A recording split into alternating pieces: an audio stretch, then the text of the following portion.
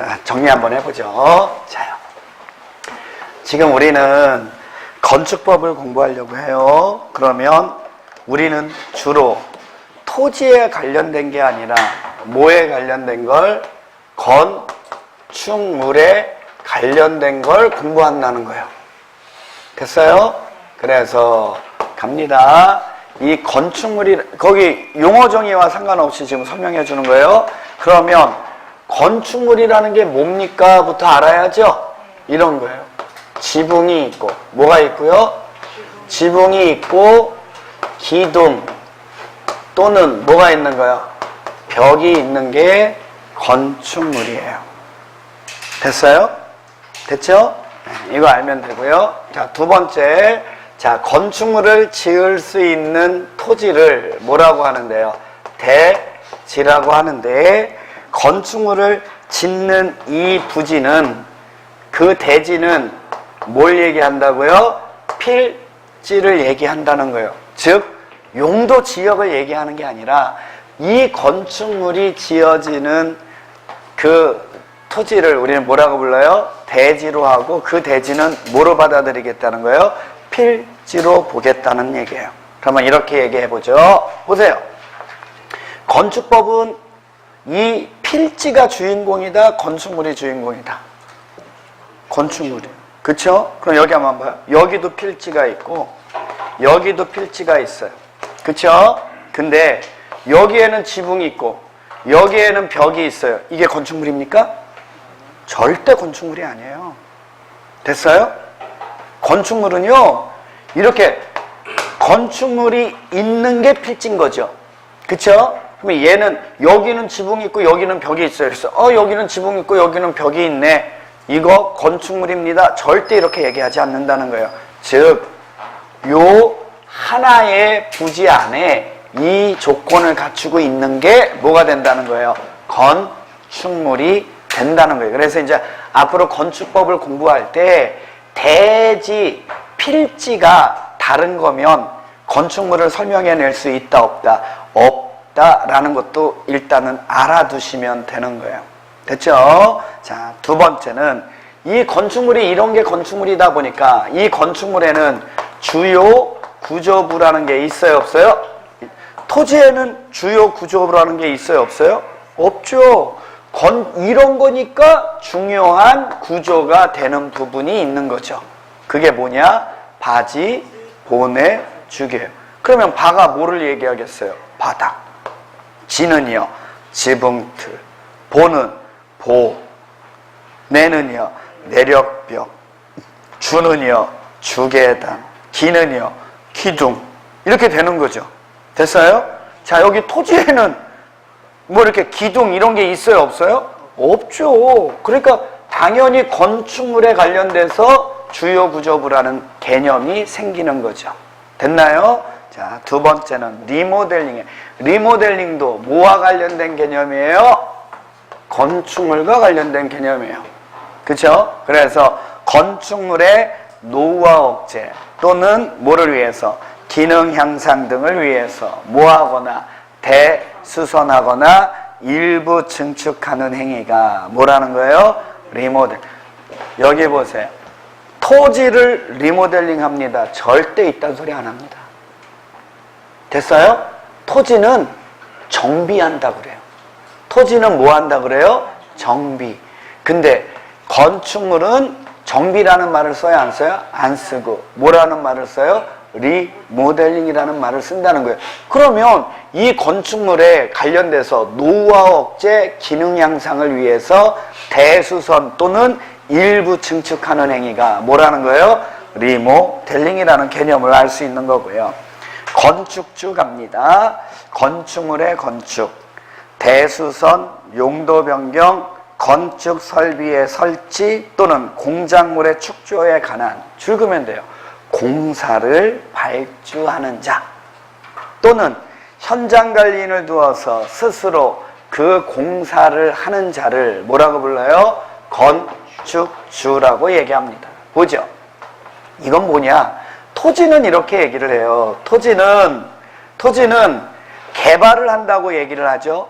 건축 이런 말을 안 쓰니까 토지를 개발하는데 토지는요 개발하는 방식이 두 가지예요. 하나는 도시군 계획 사업이라는 공익사업에 의해서 개발할 수도 있고, 우리가 배운 거예요. 예에 의하지 않고 토지를 개발하는 자가 있어요 없어요? 있어요. 그 예는 우리가 아까 배웠듯이 용도 지역의 규제를 받지 않으니까 뭐에서 정한 대로 관계 법령에서 정하는 자가 개발하면 되는 거죠. 그래서 예에 의하지 않고 토지를 개발하고자 하는 자는 누구를 얘기하는 거예요? 그냥 사인을 얘기하는 거예요. 사인. 이자는 됐어요? 뭐 받아서 하라고요? 허가. 근데 얘는 토지를 개발하는 게 아니라 건축물을 건축하고 대수선하고 용도 변경하고 건축 설비를 설치하고 공작물을 설치하는 이러한 공사를 하는 자. 됐어요? 스스로 그 공사를 하는 사인을 얘는 뭐라고 부른다는 거예요? 건축주라고 얘기하는 거죠. 그러면 하는 거예요. 똑같은 거예요. 건축주는 함부로 건축물을 건축, 대수선 할 수 있다 없다? 없다. 하려면 뭐 받아서 해라? 뭐 받아서 해라? 똑같은 거예요. 도시공개사업에 의하지 않고 토지를 개발하고자 하는 자는 함부로 할 수 있다 없다? 없다. 뭐 받아서 해라? 허가. 누구한테 허가를 받아야 됩니까? 물어보면 얘는 시장, 군수, 구청장이에요. 왜요? 필지에다가 짓는 거니까. 문제인지 아시겠어요? 근데 얘는 도시군 토지를 개발하는 거니까 누구한테 받는 거고? 시장, 군수. 나머지는 다 똑같죠. 이자가 허가를 신청하면 됐어요? 허가 신청할 때 말로 해야 돼요? 서면으로 해야 돼요? 그래요. 똑같아요. 나머지는 신청서에, 자, 건축물은 계획서를 작성한다고요? 안 한다고요? 계획이 필요 없죠? 이 건축물 자체의 안전, 기능 이런 것들을 따져보면 되는 거니까. 그래서 얘는 계획서가 아니라 뭘 첨부해서? 설계, 도서를 첨부해서 허가를 신청해야 돼요. 문제인지 아시겠어요? 근데 토지를 개발하는 자는요, 신청서에 뭐를 첨부하라 그랬어요? 계획서를 첨부해서 허가를 신청하는 거예요. 문제인지 아시겠어요? 요 논리는 나머지는 다 똑같은 거니까 우리가 이제 공부할 게 없어요. 토지 이렇게 개발하듯이 건축물 건축할 때 사인이 하면 이렇게 해라. 근데 우리 아까 여기서 배웠죠? 만약에 도시공계획사업에 의하지 않고 토지를 개발하는데 그 개발하는 자가 국가나 지자체면 규제한다 안 한다? 뭐 없이 할 수 있다? 허가? 배웠죠? 만약에 이 건축물을 건축하는 자가 국가, 지자체 허가 받아요? 아니요. 허가 안 받습니다. 나머지는 다 똑같은 거예요. 문제인지 아시겠어요? 다만 이게 토지의 개발이냐 건축물의 건축이냐 그 차이점만 있는 거죠. 그러니까 얘는 건축물을 할 때는 허가를 신청할 때는 뭐를 첨부하라고요? 설계, 도서. 그래서 이 설계, 도서를 작성하는 자를 뭐라고 하냐면 설계자라고 얘기를 하고요. 됐나요? 그러면 만약에 설계, 도서 작성해서 시장군수 구청장에 허가받아서 그러면 이 건축물을 건축하는 행위를 하는 자 있죠? 그 하는 자를 시공자라고 얘기를 해요. 뭐라고 한다고요? 시공자. 그 공사를 하는 자, 시공자예요. 그러면 그 자는 어떻게 건축물을 건축해야 돼요? 설계, 도서대로 건축물을 건축하면 되는 거죠. 그러면 현장에서 이 설계, 도서대로 건축물을 건축하는지 감독하는 자가 있겠어요? 없겠어요? 그 자를 뭐라고 하냐면 감리자라고 얘기를 해요. 무슨 자라고 한다고요? 감리자. 그 정도 알아두시면 되겠고. 자, 이번에는 14번에 보면 고층 건축물이라는 게 있어요. 무슨 건축물이요? 말 그대로 층수가 높은 건축물이 고층 건축물이죠. 예. 층수는 토지에는 있다고요? 없다고요? 그럼 건축물에 관련된 개념이죠. 건축물이에요. 지붕이 있고 기둥 또는 벽이 있는 건축물인데 이 건축물의 층이 높은 건축물을 우리는 뭐라고 부르는 거예요? 고층 건축물. 그러면 그 고층 건축물 몇 층 이상부터가 고층 건축물입니까? 물어보면 몇 층 이상이요? 3층 이상. 근데요, 여러분, 이런 게 있습니다. 나중에 가보면 알겠지만, 그러면 건축법에서는 층수를 어떻게 따집니까? 뭐 이런 것도 정해주겠죠? 그랬을 때, 층의 구분이 명확하지 않으면 몇 메타마다 4m마다 하나의 층이니까, 만약에 층수가 명확하면 몇 층 이상이면 되고 30층 이상이면 되고, 층의 구분이 명확하지 않으면 4m마다 하나의 층이니까 높이는 120m, 둘 중에 하나 해당하면 고층 건축물이다, 이렇게 얘기를 하는 거예요. 이번에는 초고층 건축물이니까 고층 건축물보다 더 높은 건축물 얘기하는 거죠. 몇 층 이상이라고요? 50층 이상. 또는 높이는 200m. 그 기준이 이제 다 똑같이 적용되는 거고요. 17번에 보면 다중이용 건축물이라는 게 나와요. 뭐가 나와요? 다중이용. 너무 쉬운 거예요. 건축물 알죠? 보세요. 건축물인데 고층 건축물은 층수가 많은 건축물이 고층 건축물, 초고층 건축물은 그 고층 건축물보다 층수가 더 높은 건축물이 초고층 건축물. 이렇게 따지듯이 건축물인데 앞에 보니까 누가 이용하는 거예요? 많은 사람들이 이용하는 건축물이 무슨 건축물이에요? 다중이용 건축물이에요. 그쵸? 그러려면 이렇게 되는 겁니다. 첫 번째가 두 가지예요. 많은 사람들이 이용하는, 다중이 이용하는 용도로, 많은 사람들이 이용하는 용도로 그 바닥 면적의 합계가 얼마 이상인 거예요? 5,000제곱미터 이상이에요. 자, 많은 사람들이 이용하려면 바닥 면적의 합계가 얼마 이상? 5,000제곱미터 이상으로 많은 사람들이 이용하는 건축물이 무슨 건축물이다?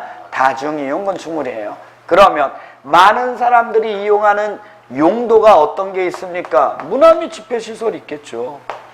그쵸? 예. 문화 및 집회시설. 다만 동물원하고 식물원은 포함 제외. 종교시설이 있겠죠. 그쵸? 그 다음에 판매시설이 있겠죠.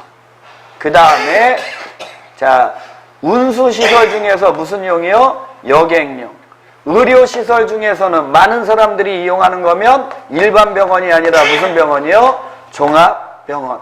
숙박시설 중에서도 많은 사람들이 이용하는 건 관광 숙박시설. 이런 용도로서 많은 사람들이 이용하는 용도로 바닥 면적의 합계가 얼마 이상인 거? 5,000 이상인 걸 우리는 뭐라고 불러요? 다중 이용 건축물. 근데 거기에 우리가 좀 알아둘 건 위락시설 있죠? 위락시설은 많은 사람들이 이용하는 용도이기는 해요. 하지만 얘는 다중 용도에 포함이 된다, 제외된다? 제외되고. 운동시설. 무슨 시설이요? 운동시설도 다중 용도에 속한다, 안 속한다? 안 속하고. 그 다음에 지금 여러분들이 배우는 교육, 연구시설 같은 것도 자, 다중 용도에 속한다, 안 속한다? 안 속해요. 두 번째는 용도와 관계없이 몇 층 이상이면 16층 이상인 건축물은 많은 사람들이 이용하는 건축물이다, 이런 얘기예요. 됐어요? 문제 냅니다. 이렇게 따지는 거예요, 이거. 종교시설이 나왔어요. 무슨 시설이 나왔어요? 종교시설 나왔어요. 됐나요? 그럼 얘는 다중이용 용도에 해당이 되죠? 바닥 면적의 합계가 얼마 이상이면 5,000 이상이면 다중용도가 되는 거고요. 만약에 이게 아니더라도 몇 층 이상이면 16층 이상이면 다중이용 건축물이 돼요. 됐나요? 보겠습니다. 교육 연구시설이라는 게 나왔어요. 교육 연구시설이 딱 나왔는데 얘는 바닥 면적 이건 따질 필요 있어요, 없어요? 없어요. 이거는 상관이 없어요.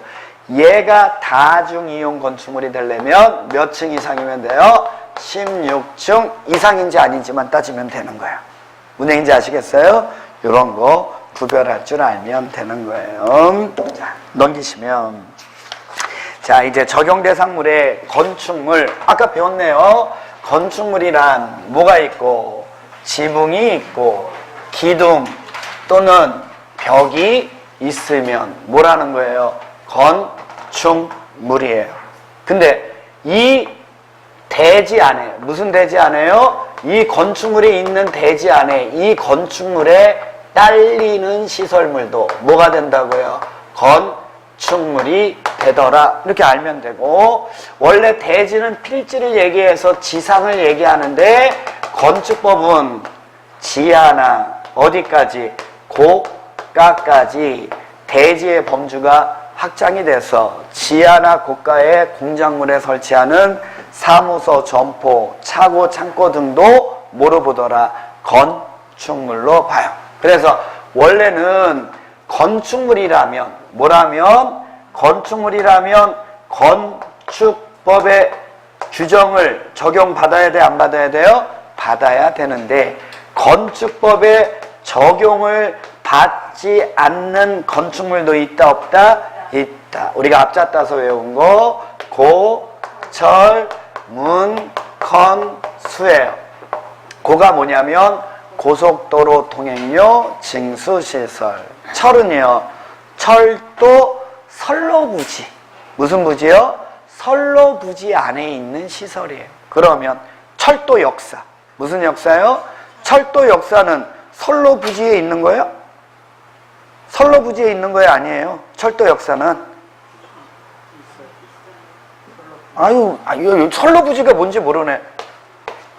여기 이거 있죠? 이게 선로예요. 철도 역사가 여기 안에 있어요? 아니죠.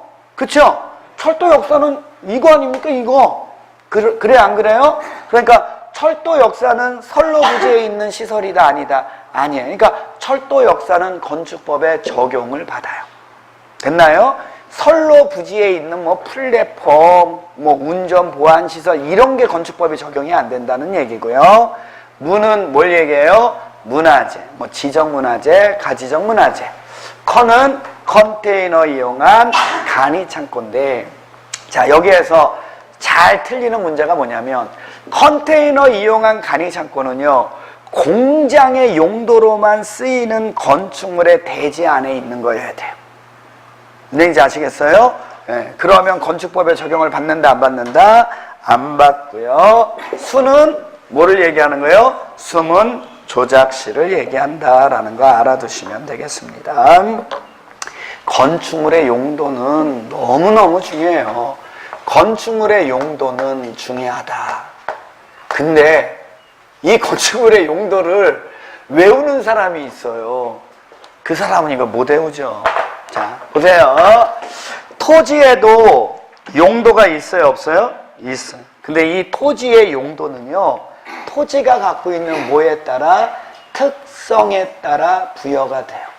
근데요, 건축물의 용도는요, 건축물이 갖고 있는 특성에 따라 부여되는 게 아니라 사람이 그 건축물을 이용하는 목적에 따라 부여가 됩니다. 문제인지 아시겠어요? 그러면 이걸 외울 필요가 없어요. 만약에 내가 주거 생활을 하기 위해서 이용하는 건축물이면 용도가 뭐예요? 주택이고, 내가 일상적인 생활을 하기 위해서 이용하는 건축물이면 근린생활 시설이고, 내가 몸이 아파서 치료받기 위해서 이용하는 건축물이면 의료시설이고, 내가 물건을 사고 팔기 위해서 이용하는 건축물이면 판매시설이고, 맞아요? 내가 물건을 만들어내기 위해서 이용하는 건축물이면 공장이고, 내가 한 곳에서 다른 곳으로 이동하기 위해서 이용하는 건축물이면 운수시설이고, 내가 갖고 있는 물건을 보관하기 위해서 이용하는 건축물이면 창고시설이고. 무슨 얘기인지 아시겠어요? 그렇게 따지는 거예요. 그러니까 그런 거는 이렇게 보고 여러 번 보면서 종류가 어떤 건지를 보면 되는 거죠. 그래서 건축물의 용도는 중요한데 이거 외우면 안 돼요. 외우면 못 외워요, 그 사람은. 주택이라는 게 있어요. 단독주택이 있고 공동주택이 있죠. 어떻게 이용하는 거라고요? 주거 생활을 하기 위해서 이용하는 건축물이에요. 근데 단독주택, 공동주택 왜 나누는 겁니까? 단독주택은 소유권이 하나고, 공동주택은 구분 소유권 인정하는 거 많이 배우잖아요. 그런데 그 단독주택에서 하나의 소유권으로 인정하는 주택이 있는데 종류가 4가지라는 거예요. 단독주택, 다중주택, 다가구주택, 공간이 있어요. 됐나요? 그 다음에 공동주택에는 뭐가 있어요? 아파트, 연립주택, 다세대주택, 기숙사가 있어요.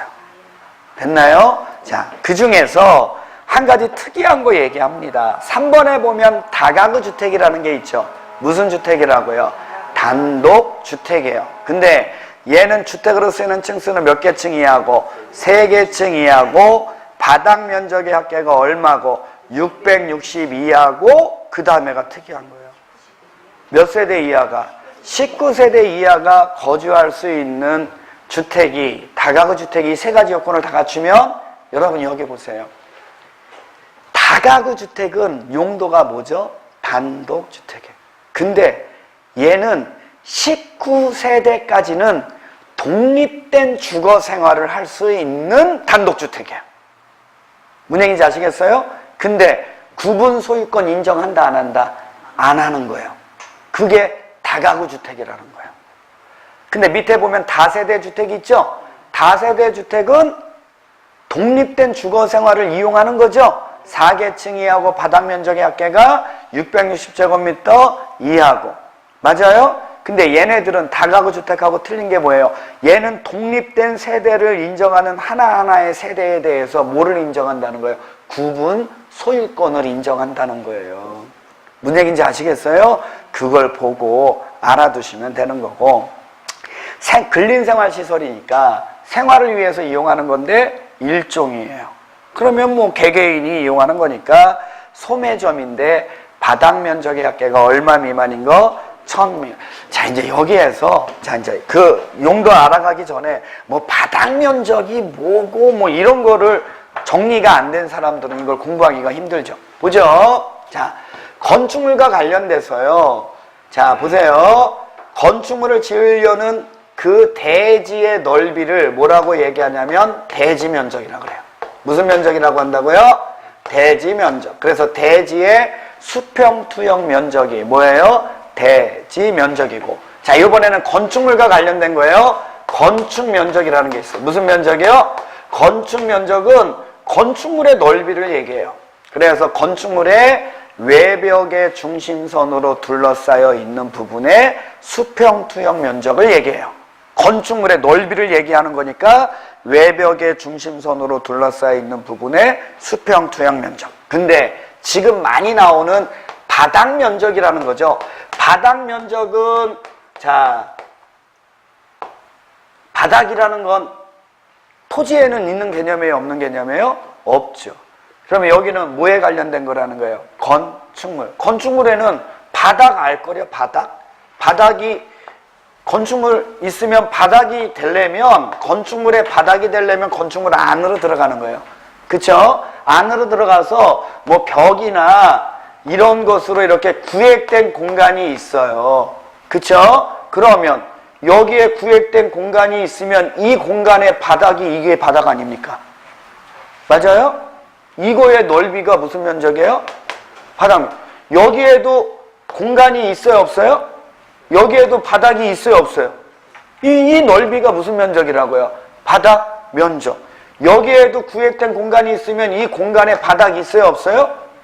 이게 뭐라고요? 바닥 면적. 이거 하나하나가 다 뭐가 되는 거예요? 바닥 면적이 되는 거예요. 무슨 얘기인지 아시겠어요? 그리고 이 하나의 건축물에 이 바닥 면적을 다 더한 게 뭐가 되는 거고요? 연 면적이 됩니다. 그래서 바닥 면적의 합계가 이렇게 나오잖아요. 그러면 주로 연면적을 얘기하는 건데, 자 보세요. 이 바닥 면적의 합계 이렇게 나왔을 때 그거를 연면적이라고 왜 안 쓰고 바닥 면적의 합계라고 얘기를 합니까? 라고 얘기를 하면요. 보세요.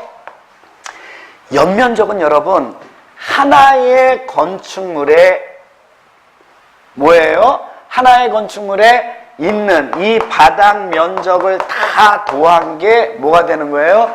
연면적이에요. 근데 이 하나의 대지에, 예를 들어서 하나의 대지에 2동 이상의 건축물이 있을 수 있어요, 없어요? 있죠? 예? 그러면 여기에 바닥이 있어요, 없어요? 바닥 있잖아요. 그쵸? 예? 그럼 이 바닥 면적의 합계는 이런 것도 표현할 수가 있는 거예요. 그러니까 연면적하고 바닥 면적의 합계가 같은 개념이다, 아니다? 아니다라고 보시면 돼. 하나의 건축물의 각 층의 바닥 면적의 합계가 뭐라면 연면적이라고 하면 바닥 면적의 합계 이렇게 나오면요. 만약에 하나의 대지 안에 2동 이상의 건축물이 있다 하더라도 얘를 다 뭐한 거? 도한 것도 바닥 면적의 합계예요. 그래서 바닥 면적의 합계라는 개념은 이렇게 얘기합니다. 바닥 면적의 합계는 자 보세요. 이 얘기예요. 이게 만약에 하나의 건축물이면 연면적이라는 개념하고 똑같은 거고 하나의 대지 안에 2동 이상의 건축물이 있으면 이것까지 포함하는 거예요. 연면적의 합계라는 개념까지 얘는 표현하고 있는 거예요.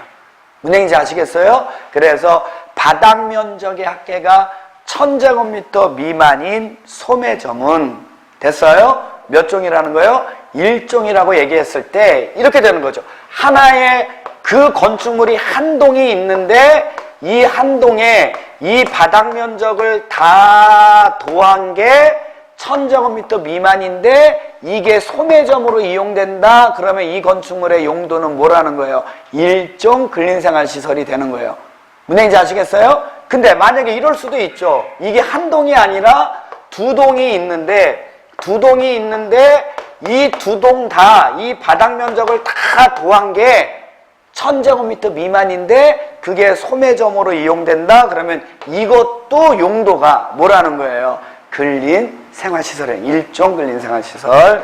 그런 개념들로 알아두시면 되겠고 이용원, 목욕장, 세탁소 뭐 당연히 1종이고요. 5번을 잘 알면 돼요. 의원은 몇 종이라고요? 1종. 지역자치센터인데 1000제곱미터 미만인 건 몇 종이라고요? 1종. 그 다음에 7번에 보면 마을회관 같은 거 있죠? 그 주민들의 공동생활시설 같은 것도 1종이고 양수장, 정수장 같이 주민들이 공동으로 이용하는 뭐 시설 같은 거 있죠? 그런 느낌들로 쓰이는 거는 다 몇 종이라는 거예요? 1종. 자, 2종은 특정한 집단, 특정한 부류의 사람들의 생활을 위해서 이용하는 거니까 일반 음식점. 2번에 보면 동물병원, 잘 알아두고 작년에 거기서 시험 문제 나왔고요. 안마시술소, 노래연습장 같은 거 2종입니다. 안마원은요. 안마원은 1종이에요. 그 다음에 산후조리원 같은 거 있죠? 이런 것도 몇 종이에요? 1종이에요. 그 정도 비교해서 알아두시면 되겠고. 자, 단란주점인데 150제곱미터 미만인 단란주점은 몇 종이라고요? 2종. 그리고 나머지 이제 500 미만인, 나머지는 이제 다 500 미만인 학원, 공연장, 종교집회장, 7번 잘 알아두셔야 돼요. 다중생활시설, 이런 거. 그 다음에 부동산 중개사무소래도 얼마 미만이면 500 미만인 건 다 몇 종이에요? 2종. 근데 요번에 개정돼서 들어온 게 부동산 중개사무소인데 바닥 면적의 합계가 30제곱미터 미만인 거 있죠? 그거는 1종이에요. 부동산 중개사무소인데 바닥 면적의 합계가 얼마 미만인 거? 30제곱미터 미만인 거 몇 종이라고요? 1종. 그 얘기는 무슨 얘기예요? 부동산 중개업이, 그쵸? 부동산 중개업이라는 그 일 자체가 지금 사회에서 일반화되고 있는 직종이라는 거예요. 그래서 30제곱미터 미만인 부동산 중개사무소는 됐어요? 몇 종으로 분류하는 거예요? 1종. 그러니까 이제 여러분들도 자격증 따서 부동산 중개업 하면 뭐 보편적으로 사람들이 일상적인 생활을 위해서 그런 건축을 이용하는 거니까 고객들이 많겠죠. 그렇죠? 그럼에도 불구하고 고객을 유치하지 못한다면 좀 약간 문제가 있는 거죠. 자, 이번에는 문화 및 집회시설이에요. 그 중에서 이제 3번 정도 알아두면 체육관 같은 건데, 관람장이나 체육관 같은 건데 관람석의 바닥 면적의 합계가 얼마 이상인 거? 1000제곱미터 이상이면 뭐라는 거예요? 문화 및 집회시설. 동물원, 식물원은 원래 중요해요. 뭐라고요? 문화 및 집회시설, 뭐 종교시설은 알 거고, 판매시설 중에서는 다 아는데 질 끝에 보면 대규모 점포라고 나오죠? 이게 바닥면적 합계가 얼마 이상인 거, 1000제곱미터 이상인 건 판매시설이고, 1000 미만이면 일종 근린생활시설 비교하면 되고요. 운수시설 뭐 아까 설명했고요. 사람이 이동하기 위해서 이용하는 건축물이니까 여객이라는 말이 들어가야 된다는 거 알면 되겠고, 의료시설, 교육연구시설, 노유자시설. 노유자시설은 노인하고 어린이가 이용하는 건축물 얘기하는 거고요.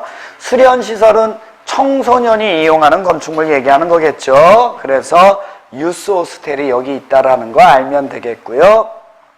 13번에 보면 운동시설인데 사람이 운동하기 위해서 이용하는 건축물이에요. 근데 이게 이제 아까 문화 및 집회시설과 관련돼서 시험 문제 한번 나왔는데, 체육관 같은 건데 바닥 면적의 합계가 1000제곱미터 이상이면 문화 및 집회시설이라고 그랬죠.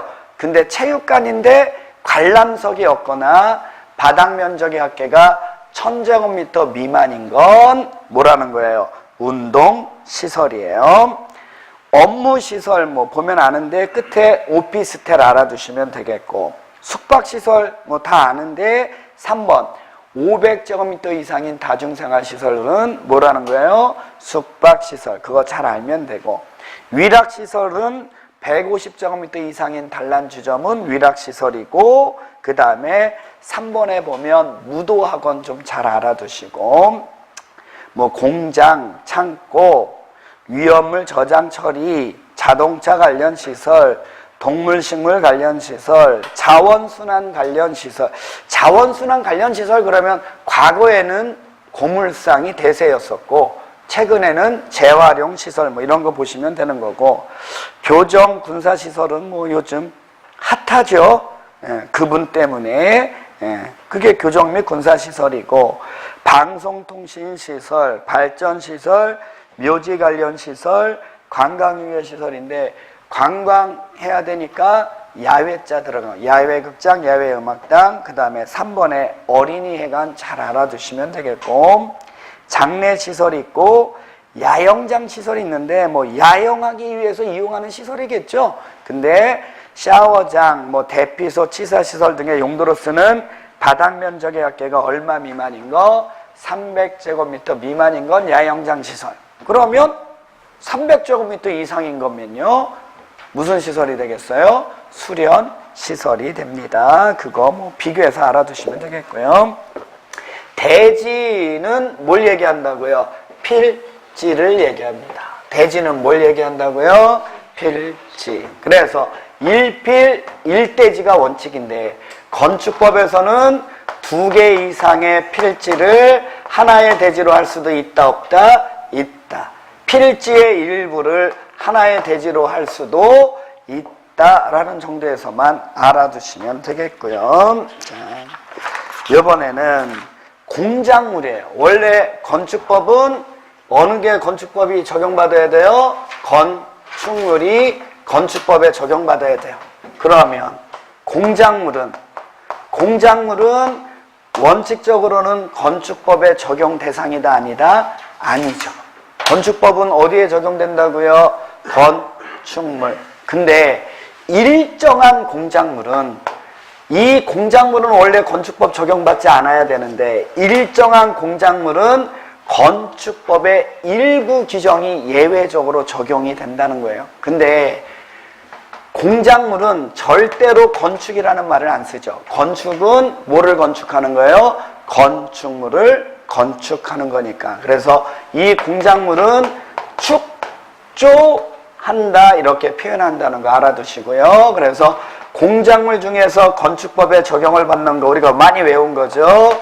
옥미, 사광, 그 다음에 오태, 그 다음에 육탑, 그 다음에 팔고 이렇게 외운 거예요. 팔고. 그래서 옹벽 담장 2m 넘는 거, 광고자 들어가면 4m 넘는 거, 태양에너지 이용한 발전 설비는 5m 넘는 거, 탑은 6m 넘는 거, 고가수전은 8m 넘는 거, 다 넘는 거. 옥리, 사광, 5태, 6타, 8고 그렇게 외우시면 되겠고, 그 다음에 하나 이하인 게 있죠. 8m 이하인 거 기계식 주차장인데 외벽 없는 거 뭐 그런 거 하나 알아두시면 되겠고, 지하 대피호는 바닥 면적이 30제곱미터를 뭐 하는 거예요? 넘는 게 건축법의 일부 규정을 적용받는다. 그 정도 알면 되겠고요.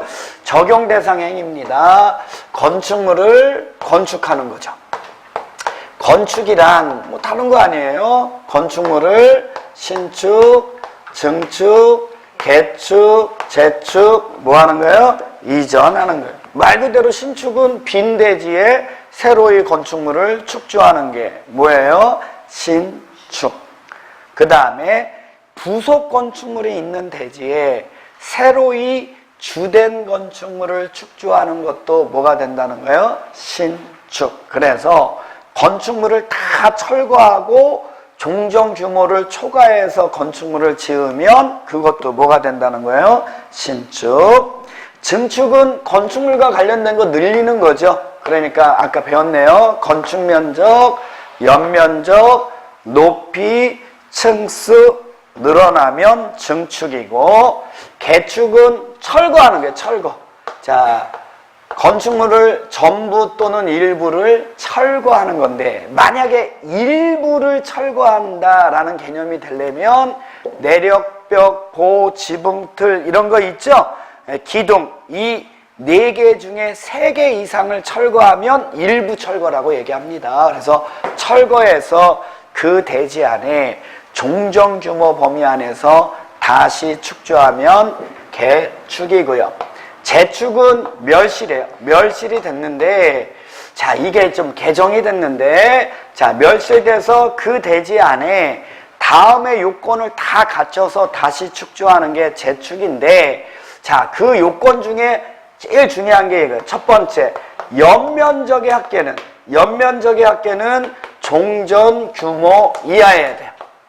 이게 이하라면, 이게 이하인 상태에서, 자, 동수, 뭐, 층수 같은 거 있죠? 이런 것들도 종전 규모로 다시 지으면 당연히 재축이고, 만약에 동수나 층수 같은 게 좀 초과했어요. 초과했다 하더라도 뭐만 같으면 연면적의 합계가 종전 규모 이하로 된다면 그것까지도 뭐가 된다는 거예요?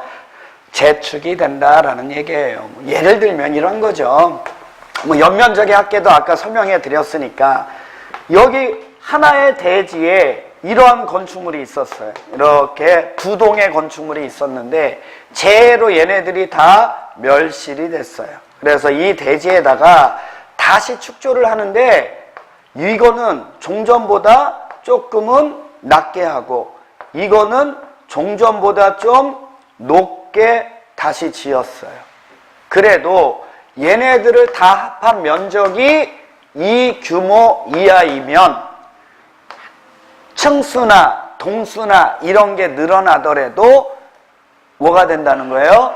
재축이 된다는 얘기고요. 이전이란 건축물의 주요 구조부를 해체하지 않고 동일한 대지 안에서, 그쵸? 건축물의 위치를 옮기는 게 뭐가 된다는 거예요? 이전. 알면 되고요. 대수선입니다. 대수선은 건축물의 주요 구조부, 건축물의 주요 구조부를 증설 해체하면 무조건 되고 대수선이에요. 증설 해체하면 대수선이다. 근데 수선 변경하는 게 대수선이 되려면 내력벽이라면 30제곱미터 이상, 보라면 3개 이상, 기둥이라면 3개 이상, 보라면 3개 이상 수선 변경하는 게 대수선이다. 근데 이제 이거 물어보는 거예요. 이제 벽이라는 게 있어요. 뭐요? 벽은 주요 구조부다 아니다? 아니죠. 아닌데 이 벽을 방화벽으로 만들기 위해서 증설, 해체, 수선, 변경하면 대수선이 되고요. 바닥은 주요 구조부예요. 바닥은 주요 구조부니까 증설 해체하면 당연히 뭐가 되는 거예요? 대수선이 되는데 주요 구조부를 수선 변경하는 게 대수선이 되려면 요건이 필요한데 얘는 만약에 방화구획을 만들기 위해서 바닥을 수선 변경하면 대수선이 된다는 거 알아두시면 되겠고요. 주계단 주요 구조부죠. 그러니까 증설 해체하면 대수선이 되는 거예요. 근데 피난계단, 특별 피난계단은 주요 구조부가 아닌데 얘가 들어오면 수선 변경하는 것도 대수선이 되더라. 두 번째는 건축물의 외부 형태를 변경하는 게 대수선이에요. 외부 형태를 변경하는 게 대수선이 되려면 미간지구에 무슨 지구? 미간지구에서 외부 형태 변경하는 거, 담장 변경하는 게 대수선이에요. 근데 다가구 주택하고 다세대 주택은 가구 간, 세대 간 경계벽이 있어요. 근데 이 가구 간, 세대 간 경계벽을 증설, 해체, 수선, 변경하면 이거는 이 다가구 주택, 다세대 주택의 외부 형태를 변경하는 게 된다. 대수선이 되고요. 건축물의 외벽에 사용하는 마감 재료가 있어요. 그래서 그 마감 재료를 증설 해체하면 외부 형태 변경이라서 대수선이고 그 외벽 면적 30제곱미터 이상 수선 변경하면 대수선이라는 얘기입니다. 자, 용도 변경이라는 개념이 나와요. 용도 변경은 건축물의 용도를 다른 용도로 바꾸는 게 용도 변경이에요. 근데 이 용도 변경을 설명하기 위해서 시설군이 있죠. 자, 산, 전, 문, 영, 교, 근, 주, 기 이렇게 있어요. 그래서 자동차 관련 시설군에는 뭐 당연히 자동차 관련 시설이 있고 산은 산업 등 시설군이니까 자, 창고 시설, 공장, 위험물 저장 및 처리 시설, 자원순환 관련 시설 당연히 여기 들어오는데 우리가 외울 건 묘지 관련 시설하고 장례 시설이 산에 있다는 거 알아두시고 그 다음에 운수 시설이 산에 있다는 거 알면 되고요. 전기통신시설군이니까 뭐 여기는 뭐 발전시설, 방송통신시설, 문화 및 집회시설도 좀 알아둬야 되는데 문화 및 집회시설군이니까 문화 및 집회시설, 그 다음에 종교시설, 그 다음에 박스 쳐놓고 할 건 위락시설, 그 다음에 관광, 휴게시설이 여기 있는 거고 영업시설군을 중심으로 외워두면 되죠. 꼭 알아둬야 됩니다. 영업시설군은 다가진, 판운숙이죠. 다가진, 판, 운, 숙 이렇게 알면 되겠고 교육 및 복지시설군에는 뭐 의료시설이 있다는 거 하나만 알면 되고 그 다음에 교육하고 복지 쪽에 관련된 거 여기 들어오면 되고요. 근린생활시설군이니까 근린생활시설 여기 들어오죠. 단 2종 중에 다중생활시설은 근린생활시설군이다 아니라 어디에 들어간다고요? 영업시설군. 주거 업무니까 뭐 주택, 단독주택, 공동주택 업무시설 들어올 거고 교정 및 군사시설 여기 있는 거죠. 이거는 뭐 요즘 뭐 핫하죠. 예. 전직 대통령이었던 분이 삼성동 저택을 떠나서 지금 여기 계신 거죠. 예, 여러분 여기 교정시설에서 지금 먹고 자고 하시죠? 그리고 가끔 가다가 재판받으러 나오세요? 안 나오세요? 나오죠. 그러니까 교정 및 군사시설은 어디에 들어간다고요? 주거 업무시설군. 기타 시설군에는 동물 및 식물 관련 시설이 있는 거예요. 그래서 위로 올라가서 용도를 변경하면 누구한테? 시장, 군수, 구청장에게 용도 변경 뭘 받아야 되고 허가를 받아야 되고 만약에 위에서 아래로 내려오면 시장, 군수, 구청장에게 용도 변경 뭐를 하고 신고를 하면 되고 만약에 같은 시설군에서 용도를 변경하면 건축물 대장 기재 내용에 뭐를 하면 된다는 거예요? 변경 신청을 하더라. 자, 준용 규정도 좀 알아두면 되는데 허가나 신고 대상이다. 거기다 적어놓고 알면 돼요. 허가나 신고 대상인 용도 변경인데 용도 변경하고자 하는 부분의 바닥 면적의 합계가 100제곱미터 이상이라면 사용 승인을 받아서 사용해야 된다는 거고, 자, 이번에는 허가 대상 거기 써놓으면 되죠. 허가 대상인 용도 변경인데 용도 변경하고자 하는 부분의 바닥 면적의 합계가 500제곱미터 이상인 설계는, 그 용도 변경의 설계는 누구만 하라는 거예요? 건축사가 해라. 그거 알아두시면 되겠고요. 건축법의 적용 대상 지역입니다. 여태까지 설명해 준 거 이거죠. 건축법은 다 적용되죠. 전국 어디나.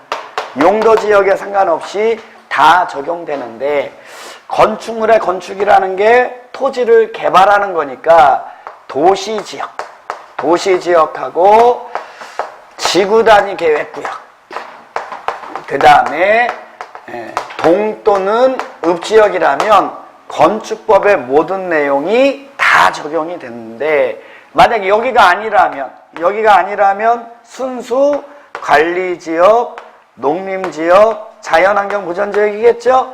여기에도 건축법은 적용이 된다 안 된다? 돼요. 근데 일부는 못 되고 적용이 되고 일부는 적용되지가 않는데, 아까 얘기해줬죠? 대지와 도로와의 관계 같은 건 자연환경 보전지역 같은데 적용할 이유가 있다 없다? 없어요. 근데 건폐율하고 용적률은 여기 적용돼야 안 돼요? 되죠. 적용되는 것만 알면 돼요. 건폐율하고 용적률. 그 다음에 높이 규제에 관련된, 건축물의 높이 규제는 어느 법을 따르는 거예요? 건축. 자, 그래서 이거 하나 설명해 드립니다. 건축물의 높이 규제는 어느 법에 정해져 있는 거예요? 건축법에 정해져 있어요. 그래서 건축법의 높이 규제를 하는 방식은 두 가지가 있어요. 하나는 가로 구역을 단위로 높이를 규제할 수 있고, 또 하나는 일조권 확보를 위해서 높이를 규제할 수가 있어요. 자, 그 중에서 요 일조권 갖고서 설명을 합니다. 일조권이라는 게 햇빛 받는 거니까 예를 들어서 생각해 보면 돼요. 자연환경 보전 지역에는 일조권 걱정할 필요 있어요, 없어요? 농림지역에는요? 없죠? 그 다음에 관리지역도 없죠? 근데 여기 도시지역 중에서 전용주거지역하고 무슨 지역이라면? 일반 주거지역이라면. 그래서 일조권 하나 간단하게 설명하면, 자, 전용주거지역하고 무슨 지역하고요? 전용주거지역하고 일반 주거지역 안에 있는 건축물이라면 다 일조권 받아야 돼요, 안 받아야 돼요? 받아야 돼요. 모든 건축물은 다 일조권을 적용받아요. 근데 자, 보세요. 여기가 아니더라도, 이런 지역이 아니더라도 건축물의 용도가 무슨 주택이면, 공동주택이면 일조권 적용 받아야 돼, 안 받아야 돼요? 받아야 돼요. 그러면 따져보는 거예요. 자연환경 보전지역에 공동주택 들어갈 수 있나요, 없나요? 없죠. 농림지역에 공동주택 들어갈 수 있나요, 없나요? 없죠. 관리지역에는요, 있어요. 어디냐면 계획관리지역. 계획관리지역이라면 4층 이하니까 우리 아까 연립주택 같은 거, 다세대 주택 같은 거 있어요, 없어요? 걔도 공동주택이잖아요. 그러니까 높이 규제, 무슨 주택이라면? 공동주택이라면 일조권 높이 규제를 받아야 안 받아요? 받으니까 이러한 지역이라 하더라도, 관리지역, 농림지역, 자연환경 보전지역이라도 일조권에 관련된 높이 규제가 적용되는 경우가 있다 없다? 있다. 그래서 이제 건폐율하고 용적률, 건축물의 높이 규제는, 그쵸? 지역이 어디든 다 적용되는 규정이다. 이런 거 알아두시면 되는 거예요. 무슨 얘기인지 아시겠어요? 네, 그건 너무 쉬운 거예요. 이거는 요 관계성만 잘 알아두시면 나머지는 너무 쉬워요. 그래서 오늘 배운 것 중에서 이 건축물에 관련된 용어를 잘 알아둬야 돼요. 건축물이 뭔지, 그 다음에 건축물과 관련돼서 건축 면적, 바닥 면적, 그쵸? 그 다음에 옆면적, 그 다음에 얘의 층수, 얘의 높이 어떻게 하는지 좀 알아두시고요. 건축물의 용도 엄청나게 중요하고요. 그 다음에 건축물과 관련돼서 쓰는 용어가 뭐가 있다고요? 건축, 그 다음에 뭐요? 대수선. 그리고 이 용도를 바꾸는 행위를 뭐라고 불러요? 용도 변경. 그 다음에 또 이거 외에도 우리는 이걸 배웠죠. 리모델링 뭐 이런 거 있죠. 이런 게 다 건축물에 관련된 용어다. 그래서 다른 거 할 필요가 없어요. 건축법에서는 이 용어 정의만 정확히 알고 있으면 건축법에서는 공부할 게 없어요. 됐어요? 그래서 오늘 공부한 것 중에서 요 개념 정의만 정확히 해놓고 오면 다음 시간에는요 다 아는 거예요. 다 아는 거예요. 무슨 얘기인지 아시겠어요? 그래서 요 부분을 좀 잘 정리해 주셨으면 감사하겠습니다. 그래요. 오늘은 여기까지 하겠습니다. 고생 많으셨습니다.